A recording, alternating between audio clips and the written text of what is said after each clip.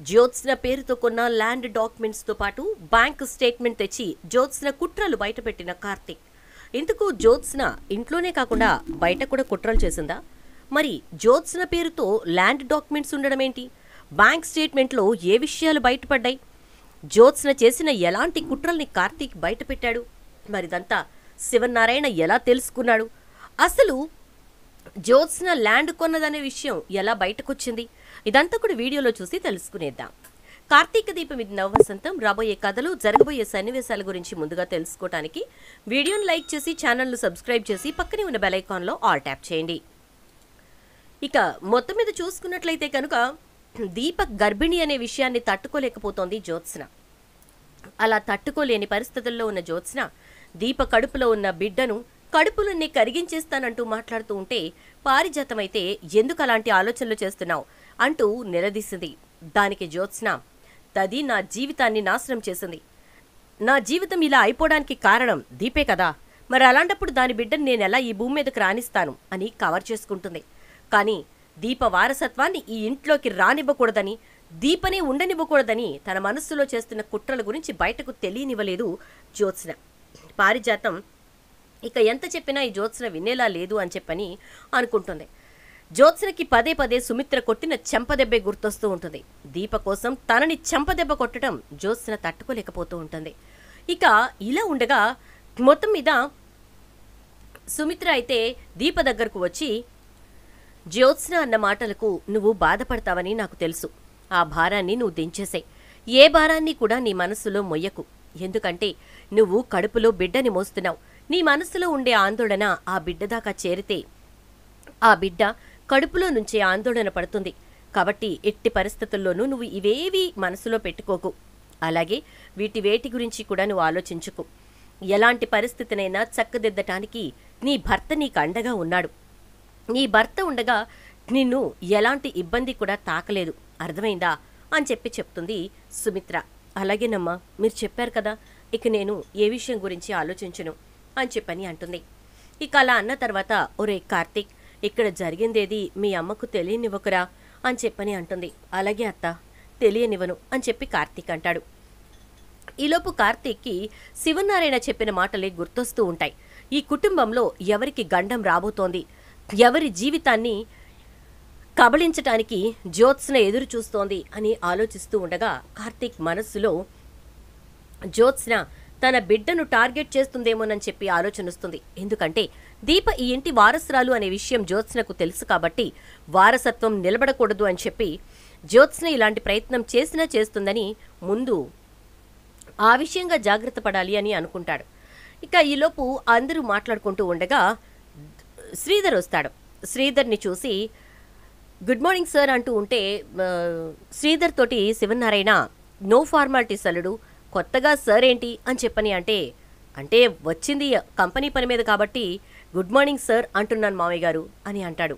లేదు, ఈ గుమ్మంలోకి అడుగు పెట్టడం, గేటు లోపల నువ్వు అడుగు పెట్టినప్పటి నుంచే ఇది నీ అత్తారిల్లు.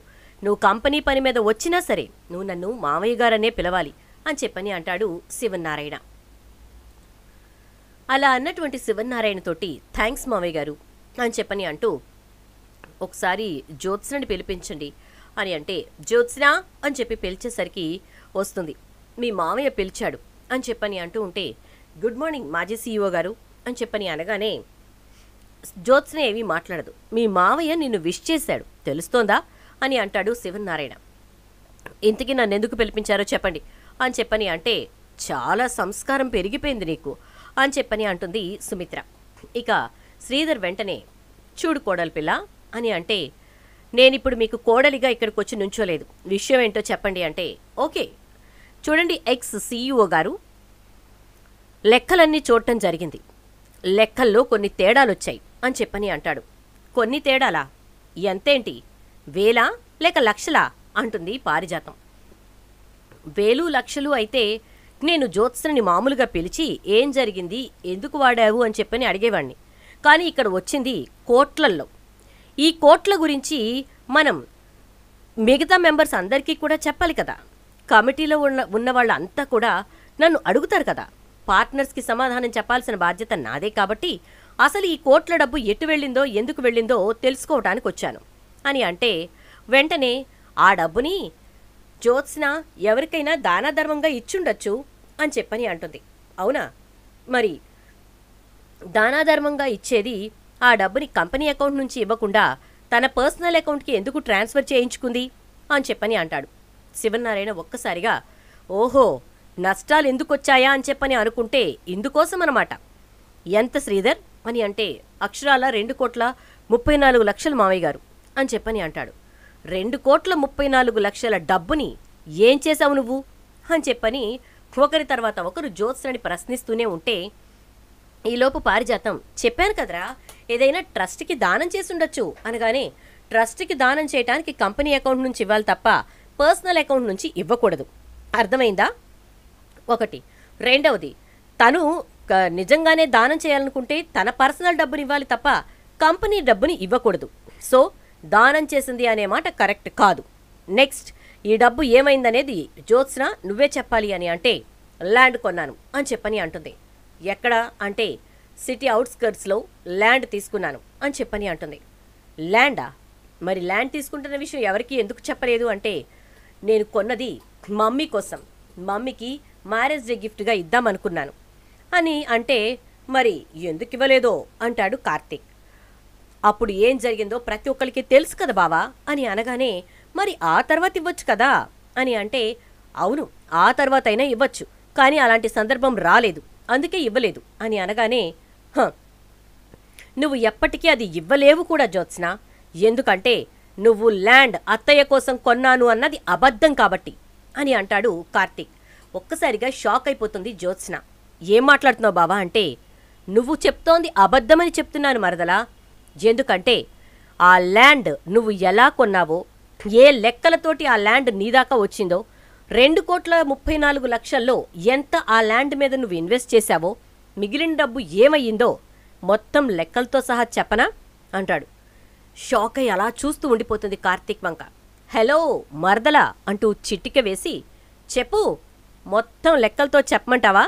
నువ్వు చెప్తున్న అబద్ధాన్ని ఇది అబద్ధం అంటూ నువ్వే ఒప్పుకుంటావా అనగానే నేను అబద్ధం చెప్పాల్సిన అవసరం ఏంటి బావా, నేను చెప్తోంది నిజం, అబద్ధం చెప్పాల్సిన పని నాకు లేదు అని చెప్పని అంటుంది. ఇక జ్యోత్స్న, నువ్వు చెప్తున్నది అబద్ధం అనే విషయం నీకు కూడా తెలుసు జ్యోత్స్న అంటూ ఉంటే మీరిద్దరి డిస్కషన్ ఆప్ చేసి అసలు జ్యోత్స్న కొన్నటువంటి ఆ ల్యాండ్ తాలూకు డీటెయిల్స్ ఏంటో నువ్వు నాకు ప్రూఫ్స్తో సహా చూపించరా కార్తీక్ అంటాడు శివనారాయణ. అలాగే తాత, జస్ట్ అందరూ ఒక్క 15 మినిట్స్ ఇక్కడే ఉండండి. దీపా, అందరికీ కాఫీ తీసురా అని అంటే అమ్మ దీపా, నువ్వు ఇంట్లో రెస్ట్ తీసుకోకుండా ఇక్కడికొచ్చి ఇవన్నీ ఎందుకు చేస్తున్నావు అంటాడు శ్రీధర్. నేను కూడా చెప్పాను అల్లుడు, కానీ దీప వినదు కదా, ఇక్కడ మా అందరినీ చూస్తూ ఉంటేనే తనకి సంతోషంగా ఉంటుందట, ఇంట్లో ఉంటే తనకంత సంతోషంగా అనిపించదట అనగానే దీప ఎందుకో చాలా ఎక్కువగా ఈ కుటుంబం మీద అఫెక్షన్ పెంచుకుంది మామయ్య గారు అని చెప్పని అంటాడు. ఇక శ్రీధర్ అయితే ఈలోపు కార్తీక్ బయటకు వెళ్ళి ఎవరికో కాల్ చేసి లోపలికి వస్తాడు. ఏరా ఏమైంది అంటే అన్నీ వస్తున్నాయి తాత, వెయిట్ చేయండి అని అంటాడు. ఈలోపు ఇక మేనేజర్ వచ్చి కార్తీక్ చేతికి ఒక సంచి ఇచ్చి వెళ్తాడు. ఆ సంచి తీసుకున్నటువంటి కార్తీక్ మీరు వెళ్ళండి అని చెప్పి అతన్ని పంపించేస్తాడు. ఆ సంచి తీసుకొచ్చి ఎదురుగా ఉన్న టీపాయ్ మీద పెట్టి ఒక్కొక్కటి తీసి శివనారాయణ చేతికిస్తూ ఉంటాడు. అందులో ఫస్ట్ జ్యోత్స్న స్టేట్మెంట్ని ఇస్తాడు. ఇచ్చేసరికి ఆ 2,34,00,000 కంపెనీ అకౌంట్ నుంచి జ్యోత్స్న అకౌంట్కి వచ్చిన తర్వాత ఎక్కడికి వెళ్ళాయనేది దాంట్లో క్లియర్గా ఉంటుంది. అది చూసిన శివనారాయణ ఒక్కసారిగా షాక్ అయిపోతాడు. ఎందుకంటే జ్యోత్స్న అకౌంట్ నుంచి ఆ డబ్బు వైరా అకౌంట్కి వెళ్ళింది. వైరా అకౌంట్కి ₹1,50,00,000 వెళ్ళినట్టుగా క్లియర్గా అక్కడ ఉంటుంది.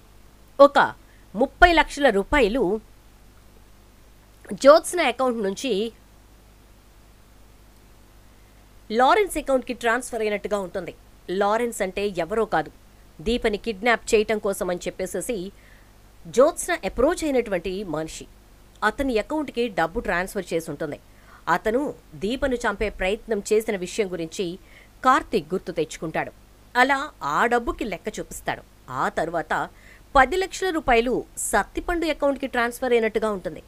ఈ సత్తిపండు ఎవర్రా అని అంటే ఇంకెవరు తాత, ఆ రోజున ఆ అమ్మాయి గౌతమ్ నన్ను ప్రెగ్నెంట్ని చేశాడు, గౌతమ్ వల్ల నేను మోసపోయాను అని చెప్పినప్పుడు ఒకడొచ్చి నేను దాని మొగుణ్ణి అని చెప్పి ఇక్కడి నుంచి ఆ అమ్మాయిని తీసుకెళ్ళిపోయాడే వాడు అనగానే, వాడికి జ్యోత్స్న ఎందుకు డబ్బు పంపించింది అని అంటే, వాడికి జ్యోత్స్న డబ్బు పంపించడానికి కారణం వాడొచ్చి ఆ అమ్మాయిని తీసుకెళ్ళిపోవడం కోసం. అక్కడ గౌతమ్ మంచివాడు, గౌతమ్ ఎలాంటి తప్పు చెయ్యలేదు అని చెప్పి చూపించటం కోసం. అర్థమైందా అనగానే, మరి మంచివాడు అని చూపించింది చివరాఖరికి ఎంగేజ్మెంట్ చేసుకోలేదు కదరా అని అంటే, వాడు చెడ్డవాడు అనే సంగతి దీప బయట పెట్టకముందే జ్యోత్స్నకు తెలుసు తాత. కావాలనే ఎంగేజ్మెంట్ డ్రామా ఆడింది, ఎంగేజ్మెంట్ డ్రామాని కావాలని చెప్పే ఆపేసింది. దీనంతటికీ కారణం జ్యోత్స్న ఏ పెళ్లి చేసుకోవాలి అనుకోలేదు. కేవలం గౌతమ్ని మధ్యలో అడ్డు పెట్టుకుని ఉపయోగించుకుని జ్యోత్స్న దీప మీద కక్ష తీర్చుకునే ప్రయత్నం చేసింది. ఆ ప్రయత్నంలో భాగంగా గౌతమ్ గారిని ఉపయోగించి దీప కడుపులో పొడిచేలా చేసింది. అనగానే, బావా నోటికొచ్చిన కథలు అల్లకు, దీప కడుపులో పొడిచేలా గౌతమ్ని నేను ప్రోద్బలం చేయటం ఏంటి అని అంటే, వీటికి సాక్ష్యాలున్నాయి కాబట్టి ఇక్కడ నువ్వు మాట్లాడలేకపోయావు, దీనికి సాక్ష్యం లేదు కాబట్టి అరుస్తున్నావా అంటూ గౌతమ్ అని పిలుస్తాడు. ఒక్కసారిగా గౌతమ్ లోపలికి వచ్చేసరికి షాక్ అయిపోతుంది. చెప్పండి బ్రో అని అనగానే, నిన్న ఆ రోజు కొట్టినందుకు సారీ అంటే, నాకు తెలుసు బ్రో, మీరు నన్ను ఇక్కడి నుంచి పంపించడానికి, అంతకంటే ఇంకా అవమానం జరగకుండా ఉంచడానికి మీరు ఆ పని చేశారని నాకు తెలుసు బ్రో అనగానే, నువ్వెంత తెంగరోడివి కాబట్టే నేను నీతో ఆడుకోగలుగుతున్నాను అని మనసులో అనుకుంటూ, థ్యాంక్స్ బ్రో. ఇంతకీ ఆ రోజు మీరు దీపని కడుపులో పొడిచారు కాబట్టి దానికి కారణం ఎవరు? దీప మీద మీకేమన్నా పర్సనల్ గ్రడ్జా అంటే, నాకేం గ్రడ్జ్ బ్రో, మనిద్దరం పెళ్లి చేసుకోవాలంటే దీపే అడ్డుగా ఉంది, దీప వల్లే మన ఎంగేజ్మెంట్ పెళ్లి ఆగిపోతున్నాయి, సో నువ్వు దీపని ఎలా అయినా సరే అడ్డు తొలగించు అని చెప్పి జ్యోత్స్న చెప్పింది. ఇక ఎవరినో పెట్టి వాళ్ళు వెళ్ళి సాక్ష్యం చెప్పి ఇదంతా జరిగిన బదులు నేనే దీపను చంపేస్తే పోతుంది కదా, జ్యోత్స్నతో నా పెళ్ళవుతుంది అని ఆలోచించి దీపను పొడిచాను. అదృష్టవశాత్తు దీప బ్రతికింది. కానీ నన్ను పొడవమని చెప్పి ఈవిడే బ్లడ్ ఇప్పించి మరీ అక్కడ దీపను బ్రతికించింది. అది నాకు అర్థం కాల అని చెప్పని అనగానే, అక్కడ దీపకు బ్లడ్ ఇచ్చి బ్రతికించడానికి కారణం నన్ను అగ్రిమెంట్ పేరుతో లాక్ చేయటానికి అని అంటాడు. ఒక్కసారిగా శివన్నారాయణ షాక్ అయిపోతాడు. మరి ఆ 1,50,00,000 సంగతి ఏంట్రా, వైరా అకౌంట్కి డబ్బు ట్రాన్స్ఫర్ అవడం ఏంటి అని అంటే, వస్తున్నా తాత, అక్కడికే వస్తున్నా.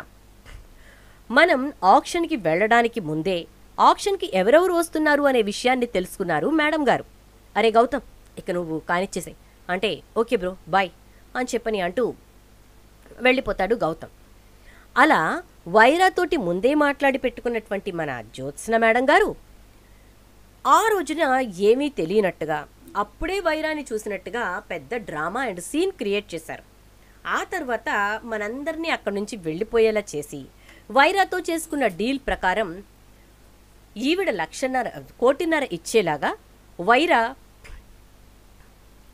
ఆక్షన్లో, ఏదైతే ఆక్షన్లో ఎక్కువ అమౌంట్కి జ్యోత్స్న గ్రూప్ ఆఫ్ రెస్టారెంట్స్ ఆ స్థలాన్ని కైవసం చేసుకుంటుందో ఆ అమౌంట్లో నుంచి వైరా 3 కోట్ల రూపాయలు పెట్టి ఆ స్థలాన్ని రిజిస్టర్ చేయించాలి అని చెప్పి ఒప్పందం చేసుకుంది.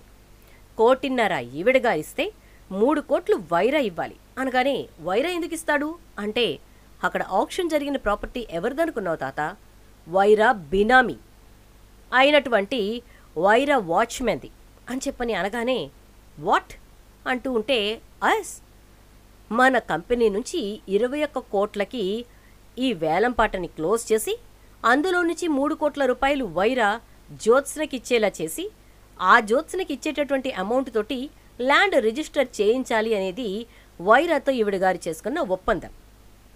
అలా చేయించాలి అనేటటువంటి ఒప్పందాన్ని వైరా ఓకే చేయటంతో ఆ రోజు ఆక్షన్ ఆ రేట్ వరకు వెళ్ళింది.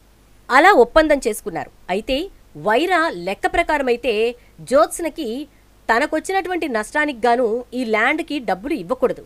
కానీ జరిగిందేంటో తెలుసా, ఖచ్చితంగా మొత్తం నీకే వస్తుంది అని చెప్పి ముందే ఈవిడ గారు ల్యాండ్ రిజిస్ట్రేషన్ చేయించుకుని వైరాతో ఆక్షన్లో కూర్చుంది. అందువల్ల వాడు నష్టపోయాడు, ఈవిడ లాభపడింది అంటాడు కార్తీక్. అప్పుడు బయటపడిందే ఈ ల్యాండ్ తాలూకు స్కామ్ అని చెప్పని అంటాడు.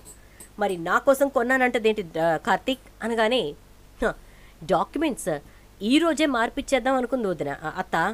కాకపోతే వీటన్నిటి గురించి నేను ముందే ఎంక్వైరీ చేశానని మేడం గారికి తెలియదు కదా. ఇంత తేలిగ్గా కూర్చొని అంత ఈజీగా అన్ని కోట్ల దాకా ఆక్షన్ ఎందుకు తీసుకెళ్ళింది అని బ్యాక్గ్రౌండ్ వర్క్ చేశాను తాత. నేను అంతా ఎంక్వైరీ చేశాను. ఆ ల్యాండ్ కూడా జ్యోత్స్న పేరుతోటే రిజిస్టర్ అయ్యింది. ఇవిగో తాత డాక్యుమెంట్స్ అనగానే జ్యోత్స్నకి దిమ్మ తిరిగిపోద్ది. వెంటనే పారిజాతం, ఏమే ఇదంతా నిజమేనా అని అనేసరికి, అది గ్రానీ అంటే అది అంటూ ఉంటుంది. అర్థమైపోయిందే, నువ్వు నేను అనుకున్న అంచనాలకి 5% కూడా మ్యాచ్ అవ్వవని అర్థమైపోయింది. నీ మీద ఆశలు పెట్టుకొని నిన్ను గబగబా తీసుకొచ్చి అక్కడ పడుకోబెట్టాను చూడు, దాని బదులు ఈ ఇంటి వారసురాలనే నా చేత్తో పెంచి దాన్ని నా వైపుకు తిప్పుకుని ఉంటే పోయేది. నీలాంటి దద్దమ్మని తీసుకొచ్చి నేను ఇక్కడ ఈ ఇంటి వారసురాల్ని చేసి ఎంత తప్పు చేశానో నాకు అర్థమవుతుందే జ్యోత్స్న అని అనగానే, ఏం మాట్లాడుతున్నావు గ్రాని, నువ్వు అలా మాట్లాడుకు అని చెప్పని అనగానే, ఏం మాట్లాడాలి, ఎలా మాట్లాడాలి, నువ్వేం చేస్తున్నావో నీకేమైనా అర్థమవుతుందా, అసలు ఇక్కడ ఏం జరుగుతుందో నీకేమైనా అర్థమవుతుందా, మొత్తం అంతా నీ బ్రతుకు తీసుకొచ్చి రోడ్డున పెట్టాడేవాడు అంటుంది. ఈలోపు శివనారాయణ, నోరు మూస్తావా, ఇక్కడ అది చేసింది నీకు కనిపించట్లేదు, వాడు తీసుకొచ్చి బయట పెట్టింది కనిపిస్తోందా, ఏంటి జ్యోత్స్న ఇదంతా, ఏంటి కుట్రలు, ఏంటి కుతంత్రాలు, ఏంటి వేషాలు అని చెప్పని అంటూ శివనారాయణ గట్టిగా అడిగేసరికి, తాత అది కాదు, అసలు ఏం జరిగిందో చెప్తాను అంటూ ఉంటే, ఏం చెప్తావు జ్యోత్స్న, ఇప్పటికిప్పుడు కూడా నువ్వు ఆ స్థలాన్ని నా కోసం కొన్నానని అబద్ధం చెప్పావు. అసలు ఇంత ఆస్తి నీకుండగా నువ్వు ప్రైవేట్గా ప్రాపర్టీస్ కొనాల్సిన అవసరం ఏమొచ్చింది, అంటే ఈ ఆస్తి నీది కాదా, ఈ కుటుంబం నీది కాదా, నువ్వు పర్సనల్గా ఎవరికీ తెలియకుండా డబ్బు ట్రాన్స్ఫర్ చేయించుకుని మరి అక్కడ స్థలాలు కొనడమేంటి, ఆ విషయం బయటపడే వరకు చెప్పకుండా ఉండడమేంటి అని చెప్పని అంటూ ఉంటే, అంటే మమ్మీ అది అసలు ఏం జరిగిందంటే అంటూ ఉంటుంది. నేను చెప్పనా మరదలా అంటే, అవసరం లేదు నేనే చెప్పుకుంటాను అంటూ ఉంటే, నాకు అర్థమైందిలే జ్యోత్స్న, నాకు అర్థమైంది అంటూ శివనారాయణ ఇక ఎవరికి ఏ పరిస్థితి ఏ పొజిషన్ ఇవ్వాలో ఎవరిని ఎక్కడుంచాలో నాకు అర్థమైంది అంటూ, అల్లుడు చాలా థ్యాంక్స్, మొత్తానికి ఈ విషయాన్ని ఎలాగొకలా మన బిజినెస్ పార్ట్నర్స్కి అర్థమయ్యేలా చేయడంతో పాటు అవి ఎటూ పోలేదు, వేరే చోట ఇన్వెస్ట్మెంట్ జరిగింది అని చెప్పు. ఆ డాక్యుమెంట్స్ అర్జెంటుగా జ్యోత్స్న గ్రూప్ ఆఫ్ రెస్టారెంట్స్ పేరు మీదకి మార్పించు కార్తీక్ అని చెప్తాడు శివనారాయణ. చూద్దాం మరి రాబోయే ఎపిసోడ్స్లో ఏం జరుగుతుందో. వీడియో నచ్చితే లైక్ చేయండి, వీడియోని షేర్ చేయండి, ఛానల్ని సబ్స్క్రైబ్ చేయండి, పక్కనే ఉన్న బెల్ ఐకాన్లో ఆల్ ట్యాప్ చేయండి.